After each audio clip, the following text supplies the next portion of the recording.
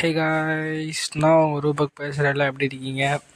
ஆக்சுவலாக பார்த்தீங்கன்னா இன்றைக்கி வந்து என்னோடய கிளாஸில் வந்து ப்ரெசன்டேஷன் இருக்குது. ஸோ கொஞ்சம் ஃபார்முலா போகணுன்றதுக்காக சட்டையை தேடி கண்டுபிடிச்சி அயன் பண்ணிகிட்டு இருக்கேன். ஸோ கொஞ்சம் ஃபார்முலா போகணுன்றதுக்காக ஷர்ட்லாம் அயன் பண்ணி எடுத்து வச்சுட்ருக்கேன். ரெடி ஆகிட்டு சாப்பிட வந்தாச்சு. காலையில் வந்து பார்த்திங்கன்னா நம்மளோட பிரேக்ஃபாஸ்ட்டே வந்து பிரிஞ்சி தான். பிரிஞ்சி 30 ரூபாய்க்கு எவ்வளோ சூப்பராக 2 கொடுத்துருவாங்க பார்த்தீங்களா. சாப்பிட்டு அப்படியே ஒன்று பார்சல் வாங்கிட்டு எங்கள் அப்பாவோட பஸ் பார்க்கிங் போயிட்டேன். இந்த பார்சலில் கொண்டு போயிட்டு இடத்துல டெலிவரி பண்ணோம். பார்த்திங்கன்னா சென்னை வானரம்ன்ற சிவாஜி பஸ் பார்க்கிங்க. ஸோ வாங்கிட்டு கிளாஸ்க்கு வந்துட்டேன்.